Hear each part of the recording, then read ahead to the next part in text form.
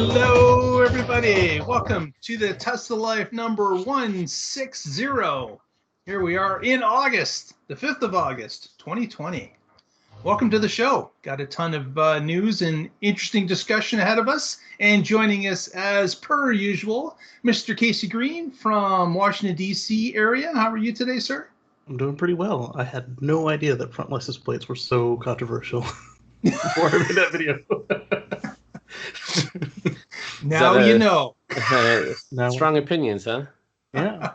I think everybody agrees that we don't want them on the car, but the method of which you affix them is plenty of room for discussion.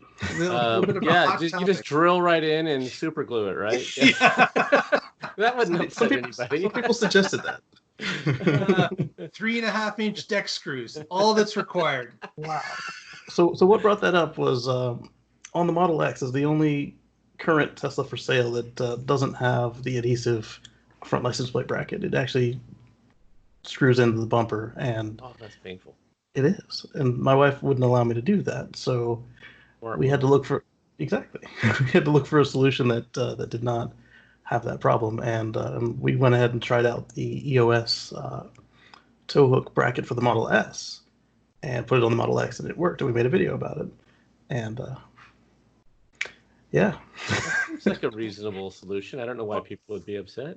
Funny story about the front bumper on the Model X. I know someone that got a Model X when it first came out. They went to pick it up in Toronto, and Tesla made him sign a waiver so they would attach the front license plate to the car. Tesla didn't even know if it was going to go through a sensor or anything. They just lined it up, drilled holes, and made him sign a waiver first that he wasn't going to sue them if it broke the car. I like that. Wow. Yeah, those were the early days. I used the law for mine. Yeah. So that's how I attach my front license plate, because it is required here in this state and in many others. Yeah, I like California's solution and Ohio's. Ohio's was just to remove the front plate requirement, but California, you can get a replica of your plate as long as it's got the right retroreflective properties, and you can get a sticker of your plate put in the front. Yeah, that seems like a reasonable compromise. Yeah. I mean, that way, if you want the bracket, that's fine. If you don't, you're still compliant. But this one, I think part of what drew so much controversy is that it's offset, and so it's hanging out on the driver's side of the car, and it looks kind of cool, like a little sporty car. I don't know if it's my style, so we're gonna try a couple more varieties, and then pick one we like. I mean, not that we don't like this one, but pick one that we're gonna keep on the car and not touch. Right. That's what I had on the Leaf, was one that was off to the side like that. It was from a company called Go Mini Go, and it attached to the tow hook. Oh, nice. Yeah. Also joining us, Mr. Patrick Connor from sunny Oregon, it looks like today. Yes, it is nice and sunny. Hello, the Tesla Life fans and crew. Welcome, and we are here to help usher in a world that is free from fossil fuels. There was a future free from fossil fuels. Yeah, there's another F. I was trying not to twist my tongue so bad this time. We just add another one as we go every show. Another F word gets added to the long string. A string of F words. Show title. That's right. I was looking forward to the future free from fossil fuels. Yeah. Finally, a future free from fossil fuels, Fred. Yes, so we don't want to hear your F words. Don't put those inside the show comments. But if you've just joined us for the first time, please give us a like at this point. Subscribe to the channel. It's free. It gives us another number. It helps us put us in front of other users that will watch the show as well. So help us out with the subscribe and the thumbs up. Don't forget. Okay, well, this week, ton of news as per usual. Our opening story is about Moss Landing, California. PG&E and Tesla have broke ground on a massive Megapack battery storage system in that California town, I guess it would be, or city. Moss Landing. I'm not familiar with where it actually is. Is it next to Mos Eisley? Is that? It's a famous spaceport. Yes, indeed. But this is going to be one of the largest installations in the United States, in North America, and it's just broken ground. Going to be a number of solar panels hooked up to many megapacks, as it's going to help with the utility of keeping California from browning out, and being able to store some of that energy from solar, from wind, and allow it to flatten, I guess, the grid, give the ability to dump power into the network when it's required on a millisecond, and stabilize the different aspects of that power grid. So we've seen this happen in Australia. We've seen it happen in a few other countries, but it looks like the U.S. this is going to be one of the premier installations, one of the largest so far anyways. So it's going to be an excellent case for other utilities to watch and see how this helps out the PG&E as a utility in California. So looking at the pictures that go with the article, it appears that they've changed the cabinet for the Megapack again. Yeah, because the Megapack was almost it looked like a shipping container, 8-foot trailer, right? Like it looked like it was all packed together in a cube type format that resembled what you could put on a flatbed trailer, like a 48 or 45-foot flatbed trailer, and just roll out and drop off on site, and it would be all encompassing. I'm wondering if this is a bit of an artist rendering. That's not necessarily what it will look like, because definitely for if the pack was all together a little bit closer, it takes up less land space, and it's a smaller footprint. So that certainly I would believe would be more advantageous than, dropping little cabinets off in a green field. The header image shows a bunch of power packs, but the Megapack further down in the article, it looks like they have an open side now, rather than it was like it used to appear like all 6 sides were closed on the container part. I still think Mark's comment applies, that that's just to show you some of the interesting parts that are probably not normally visible. Yeah, in artist rendering. There's screening and grading on it though, so that maybe if that is the way, then maybe they felt they needed more airflow. Or it could be like the GM, all the GM vehicles where there's like always the X-ray view when it comes out. Yeah, could be that too. Our next story: Panasonic leaks some information. Patrick's going to tell us about that. Yeah, so this is a story on Electrek. Tesla batteries to get 20% energy density increase leaked from Panasonic. And so reading into this is for the 2170 cell, so that's used in the Model 3 and the Model Y today. And I'm sure it'll be used in more of their vehicles going forward. Going through the story, there's an interesting thing in here in that batteries have been pretty consistently getting better, about 3 to 5% per year. And if you compound that over some time, 4% a year for 5 years gets you 20%, and that's without compounding. So this is sort of a non-story story, except for the fact that people don't really think about it in these terms. Like we just talked about megapacks, and even just a small improvement taken over years gives you more capability, more places the battery can be used, better energy density. At some point, we're going to have battery-powered aviation, and there's all sorts of vehicles like the Semi will be coming out soon. It'd be really cool to have battery-powered Sea-Doos and surfboards and other things. And so this technology march is happening, and just the fact that this is even headline-worthy, it's just because that's not how people tend to think about things. And so this is the march of progress, and just more proof that batteries are going to be the future. It's a little easier to overlook the improvements in batteries, because with the electronics, they get better, about 10 to 20% every year. And with the batteries, 1 to 4% every year, it just kind of creeps up on you. And then if you have a traditional manufacturer like Panasonic, they are more like a regular car maker where they just keep making the same model with very few, if any, tweaks all the way through. And then all of a sudden it's time to change the line, and they boom, all those changes catch up at once. So Mm. it's a little easier to notice when they do stuff like that. I found it interesting that in this particular article that Panasonic was the one that commented on a Tesla battery. Mm-hmm. And they've been pretty quiet about Tesla batteries themselves since the partnership in the Gigafactory. It was tough for people to even get a comment out of Panasonic about the battery because of maybe NDAs or things that were in place that required them not to say anything.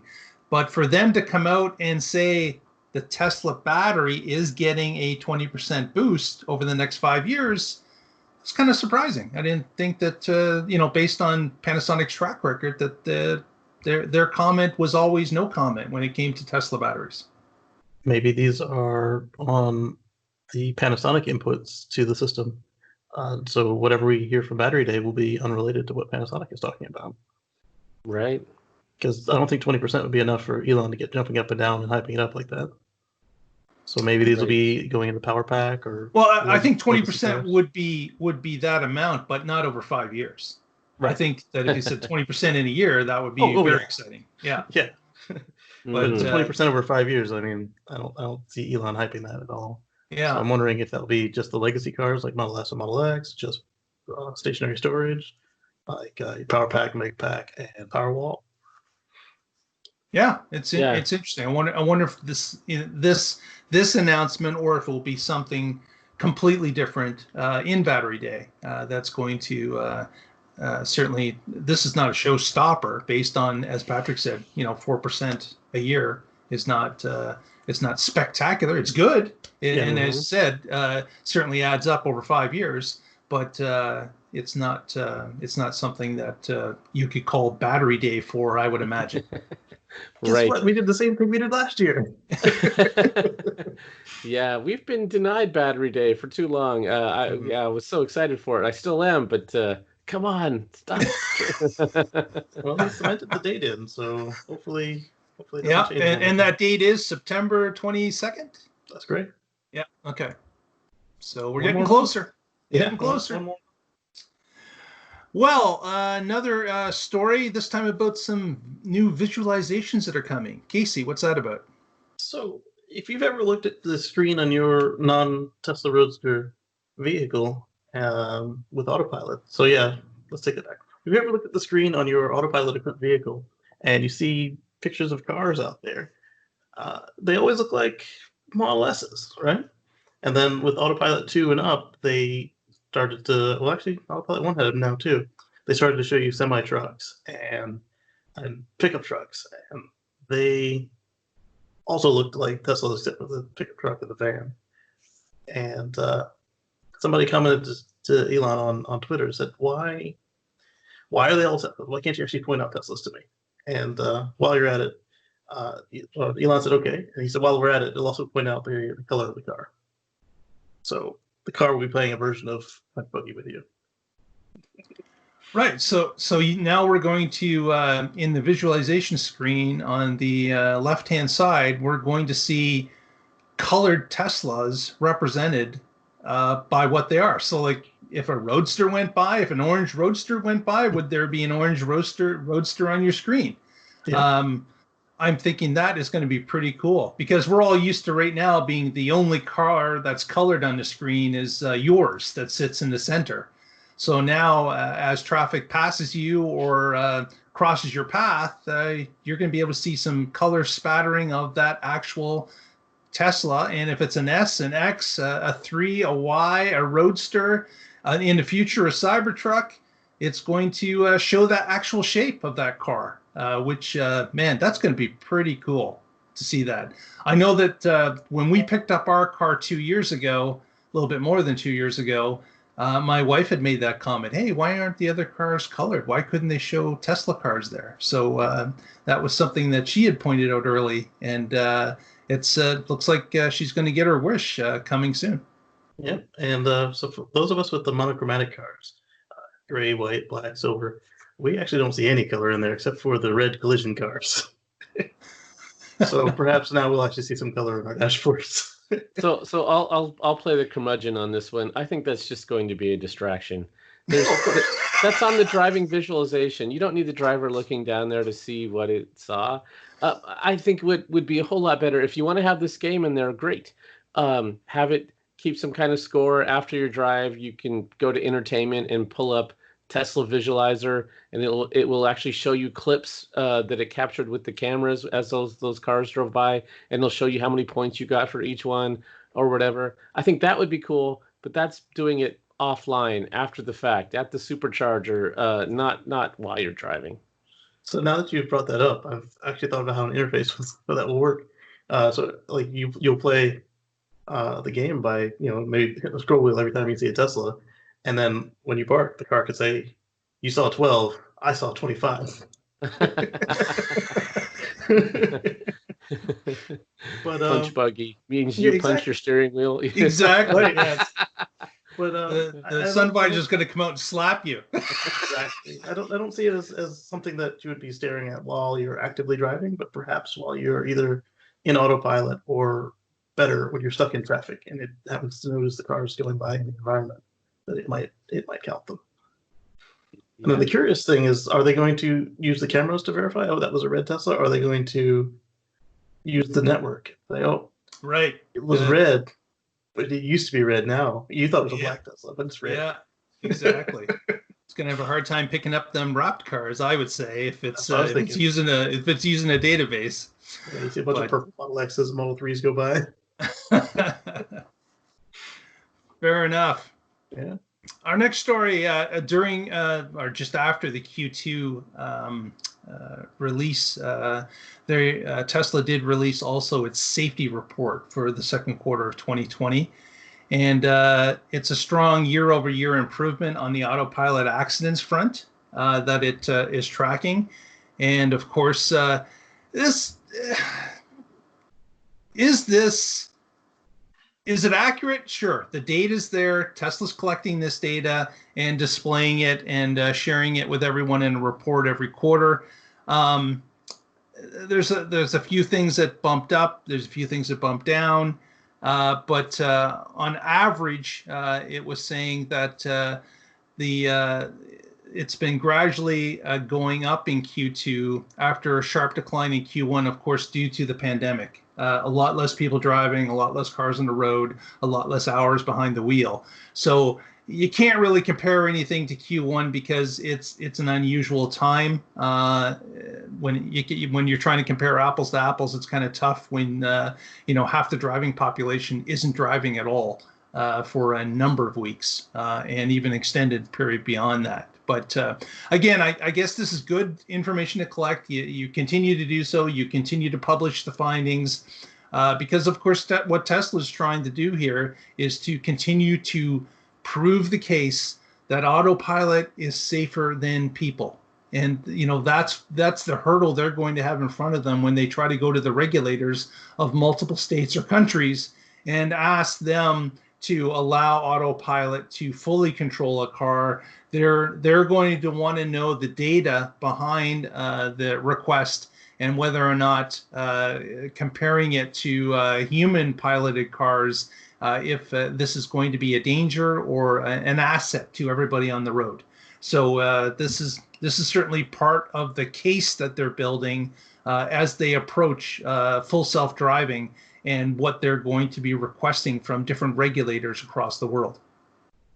Yeah, anecdotally, from first-hand experience as well as from watching my feed, it seems that when people got back on the road, they came back rather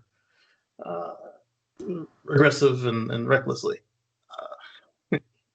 Yeah, there's been a number of even the provincial police in my province were reporting excessive speed was a big thing during the pandemic because of less cars on the highway, people not having to brake or be part of traffic jams. People were just laying into that throttle and just cruising at the higher echelons of speed because there was no stopping, and the police were clocking people in at abnormally high speeding rates. And of course, there was a media blitz that went out letting people know, hey, you're going to start losing your license. As this happens, we're not going to let this slide any longer because it's getting to a dangerous point where people believe they're invincible on the road. There's nobody around them. We can drive like it's Formula One. It doesn't matter. And they had to really put a media blitz out there to put a stop to it. But you could lose more than your license. You could lose your life. Yep. I was regularly seeing people passing me at 90. And this morning I watched a video of a dump truck that almost ran an 3 off the road over my Kitchener.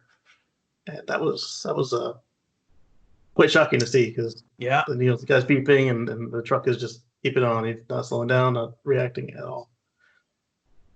Wow. Man. So this segues into something that I just wrote. I'm going to do a plug here for my blog on carswithcords.net. I just wrote an article looking at how good are human drivers, how many nines reliability do they have. Musk recently mentioned the long march of nines that Autopilot is going to have to go through to become better than a human. And so I went through how do you determine what the nines are, and where is Autopilot at? When is it going to be feature complete? What does that represent in reliability, and how long will it take to get as good a human? And some Tesla fans are probably not going to like the date that my model came out with was August 2027. So we have 7 years to go before you can take a nap and or take the steering wheel out or have a robotaxi fleet. But again, this is just rule of thumb. There's, it's an unpredictable thing. Unpredictable? It's something that you can't just. But that's when a reasonable estimate of this being capable is. Yeah, I read somewhere that a good driver will have crash every million mile, and whether it's their fault or not. But like in my case, where I got ran into by a semi truck that was right at my million miles. Like, oh wow. Yeah. You upheld the distribution curve. Did. That's interesting, Patrick. With this article that you penned, was it? How are you coming up with the data to put those timelines in effect? Yeah, you'll have to look at the article, but it's really just iterations of the software and how long did it take them to get to feature complete, and then what level of reliability does that represent, and then from there you're taking in another standard deviation of behaviors with each iteration. And so did you curve it at all, or did you go straight line? It's definitely a normalized distribution curve. Yeah. Okay. I did a couple different rules of thumb models and compared them, and the normal distribution curve was much more optimistic than the Pareto method. So yeah, it was an interesting, fun little experiment. Like the first number came out 2048 or something. It'll be before then. Yeah, hopefully before then. Yeah. But if you want if you were going to bet a lot of money, I would take the under on 2049, and then you probably win. So is that also taking into account the making the governments of the world comfortable with it? No. So it's just the technology. Yes, this was just the technology, and when could it be better than a person? Yeah. Yeah, well, now that we've got that logged, we'll have to check it out as we approach 7 years from now to see how close the guess is. Yeah, we should almost have like a Tesla calendar where we could put our predictions, pin them on the different calendar dates, and be kind of interesting to see what's coming up this month, this year, this this quarter. But that's pretty cool.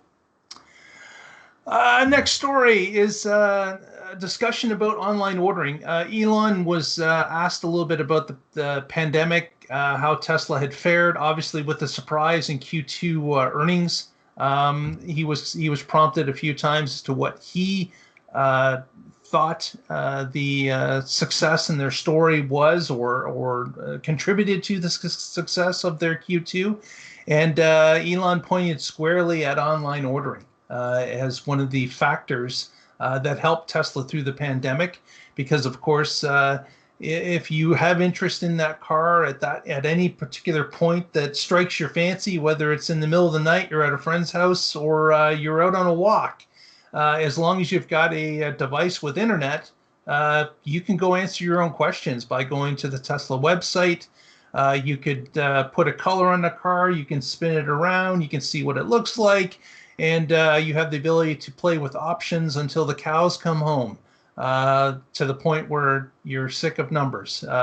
You can put this, run these through, and then finally, if you're satisfied with what you have on the screen, and you decide to take the advice of Casey and Patrick and myself, because you're happy with the price that you see, you can actually press that order button, and then the car will be on its way. So that's one of the big things, and certainly I cannot disagree with that. It is a great sales tool to have, to be able to allow people to peruse whenever the need strikes them. And it's if you're at a friend's place and you're talking about a car, you can bring it right up on the screen. You can bring it right up on the TV. You can show this is what it does. Look, here's the stats. Here's the specs. Here's and if we upgrade to this and have the dual motor, this is what it changes to. All that stuff is at everyone's fingertips, as long as you have an internet connection. You should give them your code. It's been a while since we shared your code.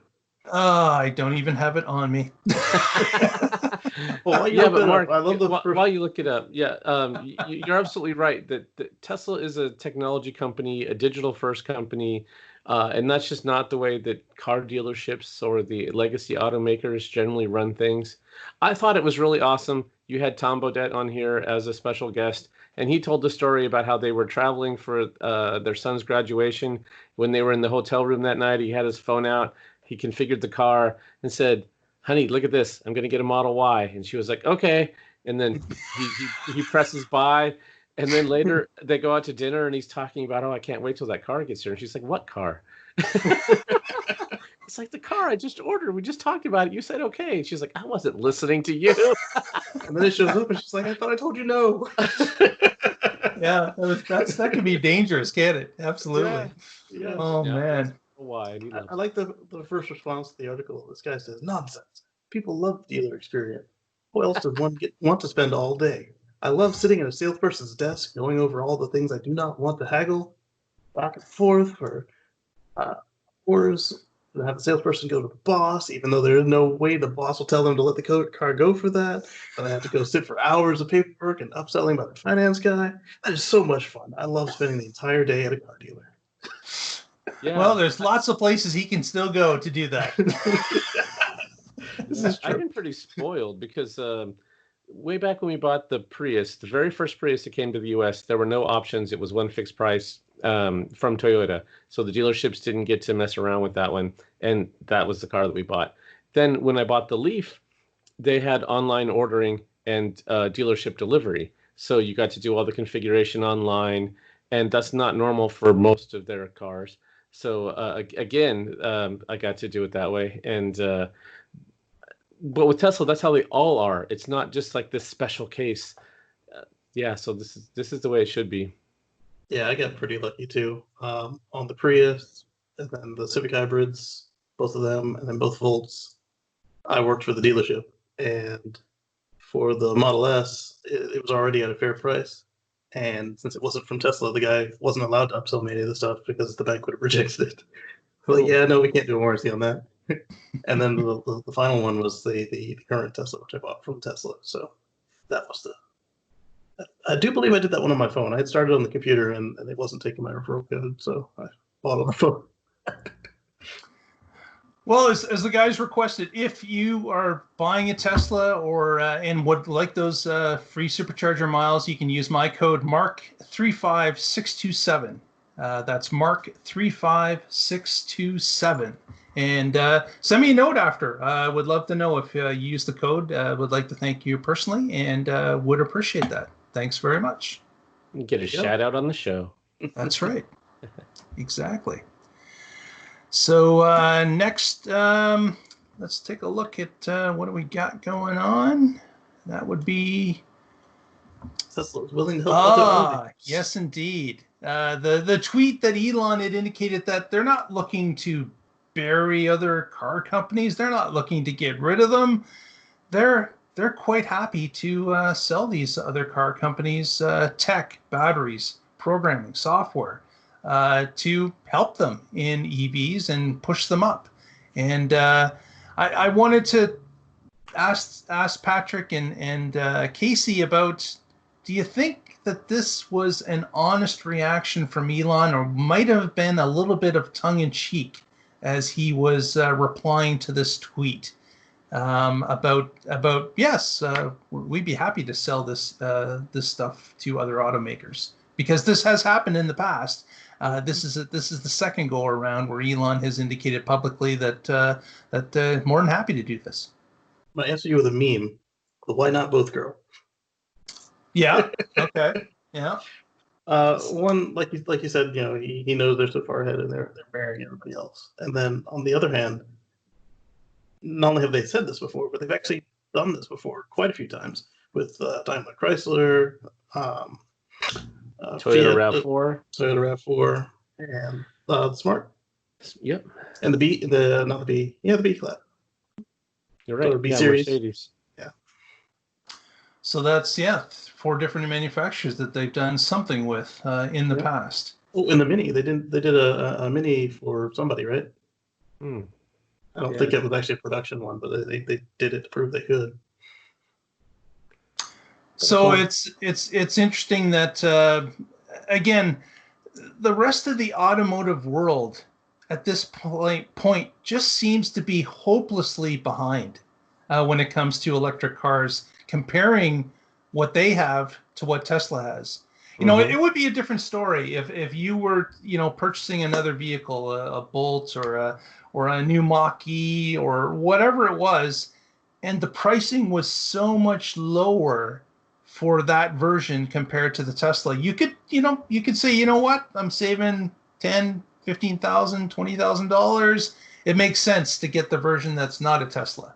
But if those cars are equal or darn close to the price of the Tesla in the first place, comparing apples to apples, why would you ever pick the other one?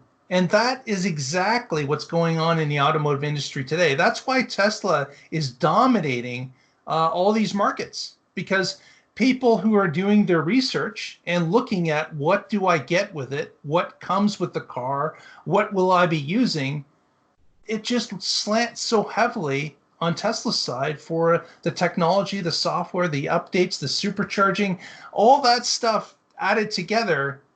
It just makes it the easy choice. And a lot of people are understanding that. And that's why we've got such an imbalance out there of Tesla sales compared to all the other EV sales combined.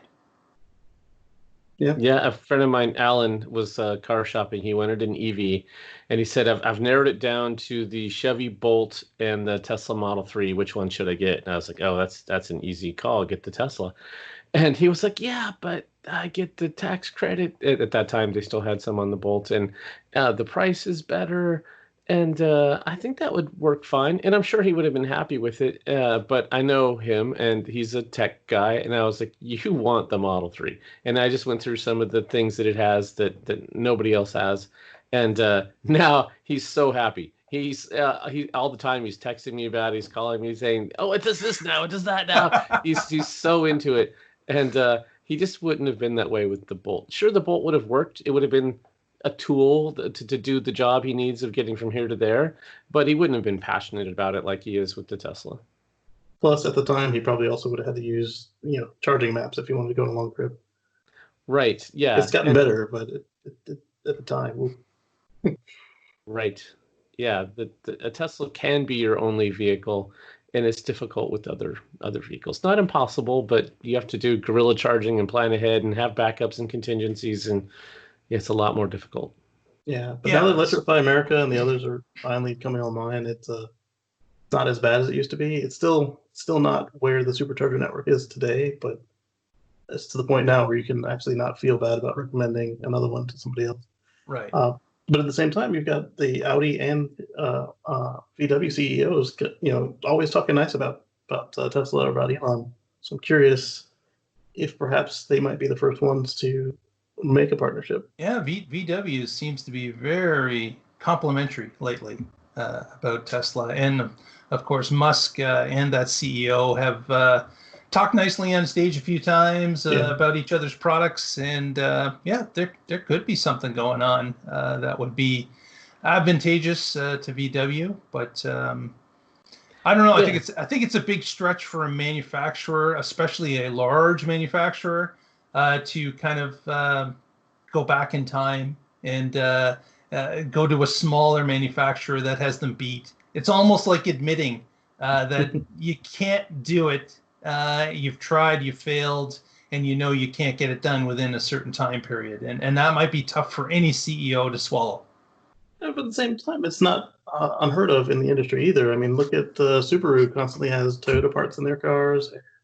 Mm-hmm. Honda, Yeah, Kia Ford, have Denso parts in it. Yeah. Ford had licensed the Toyota hybrid system. And so that, and until they eventually had their own that was better than what they had licensed. So that would make sense if you were a car company today, you wanted to get into EVs, you're behind, you license something from Tesla, that gets you a product out there. And instead of improving it every year like Tesla will, you leave it at whatever, you know, the 2021 version of the technology until you have your own technology that's better than that. And then you go down your own path. Or you keep buying the Tesla one, and as it gets cheaper, you just eat the profit, and you know, you just keep making the same one till you have your next platform refresh. Yeah, you could. Because Elon, you know, his group, what they do is they just put more into the car, but that, you know, not say even the next year, just the next revision. But you know, if you're Ford and GM and you've partnered, all of a sudden it's 10% cheaper. You're like, oh, stick it in your pocket, and then next year it's now 3 times.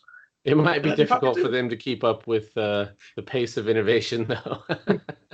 Wait, we have to retool all that? No, we don't do that until next year.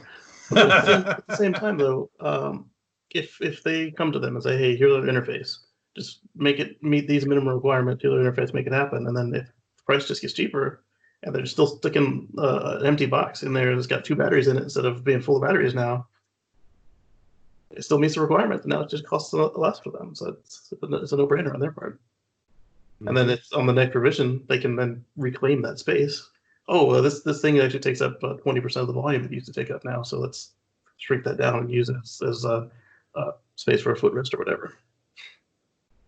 Yeah, Tesla just has such a different culture. I don't know how that would work out because it would be difficult. Yeah, they've done it before. They've done it before with all those relationships that we just talked about. They all had a lot of bumps in those roads. Mm-hmm. Speaking about bumps, no bumps here. Over the weekend, of course, Bob and Doug landed, splashed down in the ocean just off the coast of Pensacola, Florida. And the SpaceX Dragon performed flawlessly, landed in the drink. The only problem is they couldn't get the door open for a while. After they fished them out of the water, put them onto the rescue ship, and well, not rescue ship, it's a recovery ship. It's a maintenance ship. They were getting some high, I guess, readings of emissions coming from the actual capsule or the burning of fuel. The burning of fuel when it came down, and they had to purge it a little bit to get those levels down. It wasn't imperative that the door opened quickly. Obviously, the astronauts were quite comfortable on the inside. They weren't in any danger. It was just the people on the outside that were trying to open the door. They wanted to clear the air from that door area. So they did that. Took a little bit longer, a few minutes longer. Finally got the door open, and then Bob and Doug were escorted out of the capsule and put on a helicopter and flown into Pensacola quite quickly, where they did a little news conference and hopped on a jet that went to Houston eventually. So it was fun watching. Man, a splashdown in a capsule has not happened for American astronauts in a very long time. All the way back to Apollo, I believe, would be where that would be the last time that happened. But Very fun to watch. And of course, that was the successful conclusion of the demo flight for SpaceX. And they have already been scheduled for another mission that this time will have 4 crew members that will go up and come back at some point after being on the space station. So looking forward to more SpaceX action that will be happening. Yep, and then this will be the first one that isn't labeled a test flight. So it's very exciting. Yeah. It'd be if something's labeled a demo, I don't know if I want to go on it. Well, that's why these guys are test pilots. You know, they're braver than I am. That's for sure. Yeah, but it seemed to me rather than the fuel readings was the bigger attention that they had was all of the local boaters. Yes, yeah. Tell us about that. I remember watching that on television. So the Coast Guard cleared the area long enough for the splashdown to occur, so nobody had a meteoric demise. They got smacked with a capsule. But as soon as it was in the water, the Coast Guard boogied out, and then all of these the local people came by flying their political flags and gawking and totally got in the way of the recovery ship. And I remember it's just disappointing to see that. SpaceX announcer was saying maybe we shouldn't have announced the landing spot so much. Maybe next time that will be a little bit more guarded. Legally they might need to hang around a little longer too. Yeah, just get the Coast Guard to stay a little bit longer and maybe arm them. You know, just to... maybe arm them. Yeah, a couple warning shots will fix everything, right, Casey? Yeah. Absolutely. Well, I mean, when you look at the politics these people were portraying, it was the me group. Me. Look, I'm gonna go look at the first people to come back from space forever. Rather than let me allow them to get out of the thing safely so they can return to their families. I'm gonna go look at the caps. That's right. Off that depressing note, I did like Musk's speech afterwards. Yes. That was pretty cool. The victory, arms raised, we're going to the moon, we're going to build a base on the moon, we're going to go to Mars, we're going to have people on Mars. That was pretty exciting. That was cool. Yes. I'm surprised he didn't go beyond Mars. Really, I'm really surprised he didn't say, and we're leaving the zone of the universe. We're heading off here we into come. deep space. He wants to retire on Mars, so I guess it'll be whoever takes over after him. Yes, indeed. So we can look forward to Lunar Base Alpha. Space 1999 will be happening next year. So. That's when the Earth breaks away and the moon breaks away from the Earth and takes the space with it. Space 1999. Check it out on YouTube. A lot of the episodes are free. That's a blast from the past. Next story is we've got word that Tesla has started the test production of a number of rear-wheel drive Model Ys now. So the long-range Model Y rear-wheel drive only was announced that it was coming back after the shorter range car was mothballed. Elon had indicated that they would drop a motor to drop a little bit of a price, but they would put the larger battery in it. And that would be the next offering in the Model Y. And apparently a number of them have been spotted around the factory that they have done a test run. Not sure if they're going to start to roll out just at this point, but it's good to see that they are progressing. If you've been waiting for that rear-wheel drive Model Y long range, well, it looks like it's on schedule and it should be arriving as your order dates suggest. So good to see.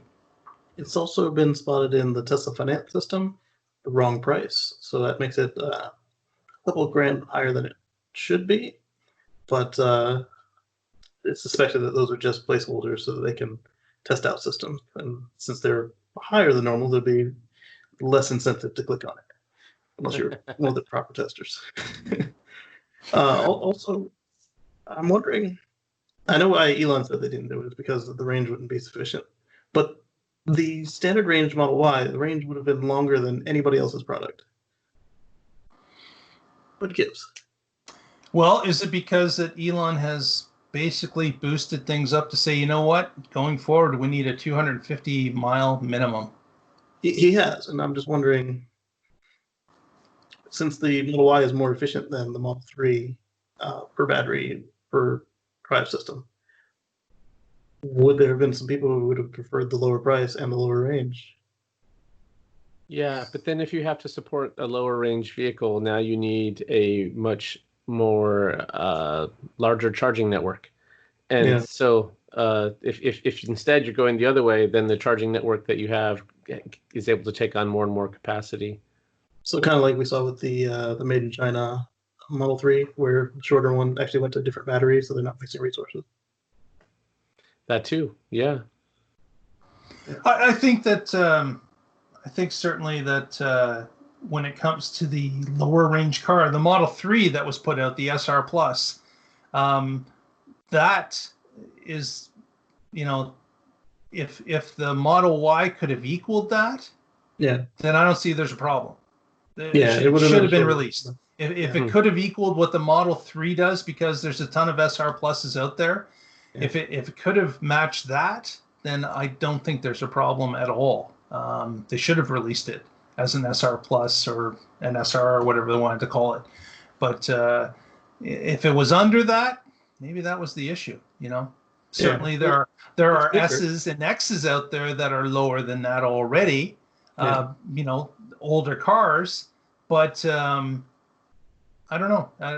I'm of two minds of this. Certainly, I know that I got the long range because if you can afford the extra battery, take it. You will not be sorry.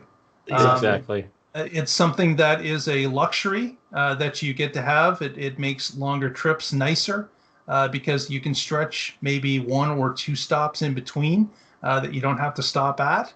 And it's something that here in the Great White North, having cold temperatures come and visit us every year, it's another plus to have that extra battery size. Do I need it? Could I get by without it? Absolutely. I don't need it, and I could have gotten without it, but it is a nice luxury. You always purchase as big as battery as you can afford. That would be my advice to anyone buying an electric car of any kind. It does also reduce the wear and tear on the battery because it goes through less charge cycles over its lifetime. And I was also thinking, right now the Model 3 and the Model Y don't actually use the exact same pack. They're really, really related, but Elon said they were going to unify the packs. So will the SR Plus battery be going away? Oh, yeah, that does seem like a possibility, doesn't it? Yeah, I mean, because they've already fulfilled their promise of anybody who wanted the 35 that was in line, they've had plenty of time to buy it. Yeah, right. That's been available off menu. Now maybe that off menu is the first step to not available. Yeah, exactly. What do you mean the secret menu? We don't have that. Yeah. So hey, just like we said, if you find the car you want, buy it now. Buy it quick. Buy it now because it may not be there tomorrow. Exactly. SR Plus might be on the shelf. Yeah. Yep. The lemur's already gone. Yeah, it's gone. That one was like, what, 3 months? Not that long. You're right. No, yeah.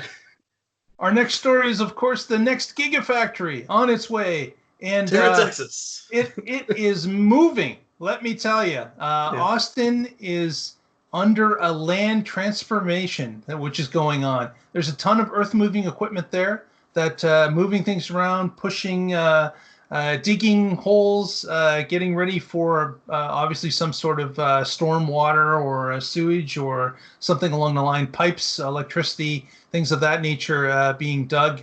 And the movement of Earth is surprising for the amount of time that they've been out there. And of course, there are a number of different videos out there. You can go peruse YouTube. You can see Austin by the drone light in many different ways. There's a ton of people with drones that are going by every day. You've got people that are filming every 24 hours, it seems. And I'm sure we're going to have drone accidents. There's going to be so much footage over this site. Big. Because there's a ton of people that are clamoring for this information, and it's interesting to see the earth moving equipment. It looks so small on the video. How small these little ants are of these huge earth moving pieces of equipment. That's because the land is so big. This parcel of land is massive, and it surprises me still seeing how much of it is under land transformation right now. When I was a kid in elementary school around this area, I saw them clear and prep a site that was maybe half this size. And it took them most of the school year to get it done. And I'd go out during recess and you'd see the earth moving equipment do its thing, and they did that in a week. Yeah, it's been remarkable, the push. Another thing I'll mention outside of this story is, of course, Giga Berlin. It's exploding. The prefab work that's going on at Giga Berlin is remarkable. The roof trusses are now up on a number of different buildings. The preformed walls have been lined up and are now starting to be put in place. Some of the second and third story of the central building is in place. The roof is on it. There apparently, the German build is apparently a lot of prefab. So the stuff's made off-site, shipped to site just in time, and then assembled. So we're going to see dramatic construction progress that's going to be made over the next number of months. And I know I have said a few different times there's no way they could beat the timeline that the Chinese did, but there's a few different German officials that are saying it is going to beat the Chinese time because of the prefab work, and that once these walls go into place a slab at a time, it's going to be going together very quickly. And some people are saying they're going to beat the Chinese record. I think that would be quite a remarkable feat. I still couldn't get over the Chinese build when you could see about 4 dozen cranes working on the site all at once. That's not happening in Germany. They do have a number of cranes there, but it was nothing like what we had saw in Shanghai. But this is going to be interesting. There might be a bit of a race here. I'm curious if they'll ever tell us more about the machine that builds the machine that builds the machine. How they build factories, yeah. Right, because China seemed to have solidified, what they wanted to do and what shape and what requirements they needed. And then Germany seems that, all right, we've established all this, let's bring it in on a truck. So exactly. It's like China was like the prototype, and it was built traditionally, but like you said, with a lot more labor and equipment than typical. And then this is more typical, more of an automation. Exactly, but prefab. Yeah. So just our Tesla future calendar, we need to have dates for the first public vehicle out of Berlin and the first one out of Texas. Exactly. Yeah. We should start one of those and put on the website. We got to get to work on that. Patrick's got our next story about Tesla retail. We talked a little bit about online. Well, retail's not sitting still either, is it? That is very true. Yeah. So this story comes to us from Teslarati, and it is titled "Tesla's Plan to Close Retail Locations is Going in the Opposite Direction." So we can take a moment here to pat ourselves on the back. On this show, when this was announced, we said that's not going to happen. Sure, they will close some sites, but with the Model Y coming out, that's going out to a much larger audience. It's going to be more of a family vehicle. It's not going to just be that everyone can just go online and order it. They're going to want to go and touch it and sit in it and test drive it. And that means Tesla's going to have more retail locations, more mall stores. And that's exactly what we're seeing, that this is real estate that's very valuable. They're using like we said, it's not a dealership model. It's a store, and they're in malls and places like that. And with their online infrastructure, that allows them to have this small footprint because they don't need to have a whole bunch of cars there where you can drive one off the lot today. And the other thing that this allows is if you want to sign up for solar, if you want to buy a Powerwall, and maybe in the future, if you want to sign up for Starlink, that these are the locations where you could go and do that and talk to a salesperson. And there's still a lot of people who want a little bit of hand-holding when you're going to make a big tens of thousands of dollar purchase. Maybe talking to somebody is not a bad idea. So that's the story. There it is. And And glad they've done it too, because I would have hate to think that they would have taken this away. I think we as people, well, our generation at least, we still want to talk to somebody. We still would like to get an experienced person to bounce a few questions off of in person, to see their mannerisms, to understand that they know what they're talking about, and it helps us along with our decision. So kudos to them. It just makes sense to keep this this arm of retail open and expanding. It just makes sense. Yeah, and then it's kind of curious that even though you get the hand holding, you get the conversation, the face to face, they still walk you over to the kiosk and you got to put the order in online, or they send you home and you do it on your phone. Yeah, they send you Right. outside the store and say you got to do it 5 feet from the store, depending on what state you're in. Well, yeah, depending on the Yes. state, especially. Yeah. Yeah, some of them are galleries, not stores, and yeah, so those rules apply.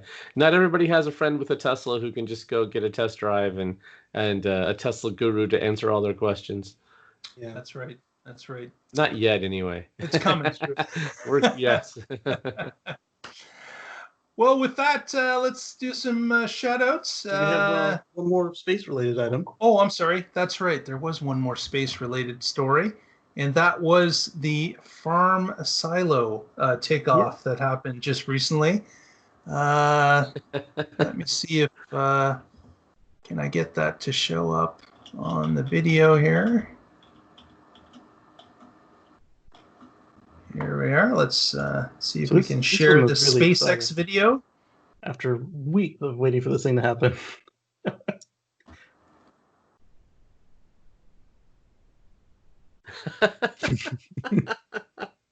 I have not seen this. Yeah. Oh, wow. This was last night. A grain silo is flying away. It's incredible that this thing is flying. Like Men in Black stuff. That is cool. Yeah.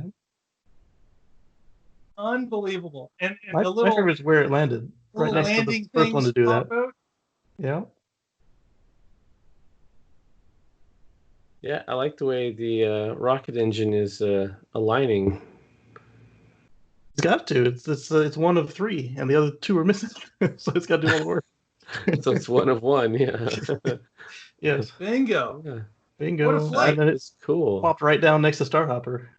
So another hop has happened, this time with the larger beast, or as I've been calling it, a farm silo today. Our Twitter note was this is what happens when your silo gets bored on the side of the property it sits on. So be nice to your silo, because it may get up and take off on you. But again, great that they've done their hop. The test of the engine was done a few days ago. Elon had indicated the hop was going to happen shortly, and sure enough, it did. And up to 150 meters, moved across the property and dropped in on its landing spot. Excellent. Yeah. So the next couple steps are they've got a couple more steps to do as far as like changing the alloy of the metal, adding the other two engines, putting a nose cone on it, and then they're going to do a 20-kilometer hop. Wow, 20 kilometers. Just going to drop it in the middle of downtown Austin. It's going to bring some Saturday manufacturing afternoon, materials. people, be ready. Casey, any shout-outs for us tonight? Sure do. So like I said at the beginning of the video, I have a video I just did about the front plate bracket on my Model X. If you could visit youtube.com/CaseyGreen and leave a comment down below. All the other comments have been in social media, and I'd kind of like to see some of them kind of coalesce underneath the video. And there's other stuff there as well. Supercharger reviews, software update reviews, and deep dives into all the hidden sauce that Tesla actually puts into each of the updates that contains fixes. So, Exactly. Yeah. Sounds good. Mr. Connor, any shout-outs from you today? Sure. I am with the Oregon Electric Vehicle Association. You can find us at oeva.org. And I plugged my blog earlier, carswithcords.net. Go there and tell me why I'm wrong, why Autopilot is going to be here way before August of 2027. I like how he picked the month. So it's right. He didn't say it was going to be the 22nd at 4 p.m. But 420, obviously. of course, 420. Absolutely. I think it'll be somewhere closer to Musk's time frame, but I don't think it'll be Musk's actual time frame, unless he's going to count the Vegas loop as, see, we did it. We yeah, shall those see. are likely to be autonomous, and it's in a very controlled environment, so they can do that. Yeah. Yeah. All right. Well, with that, please, if you haven't already, give us a thumbs up at this point. If you haven't subscribed, what are you waiting for? It's free. Go ahead and do it. It helps us out, supports the show. We would appreciate it. With that, we'll roll the music, and we will see you all next week and find out what's going on in the Tesla. Thank you, Lee Moon. Thanks, Lee. Stay charged. Stay safe. Good night, everyone.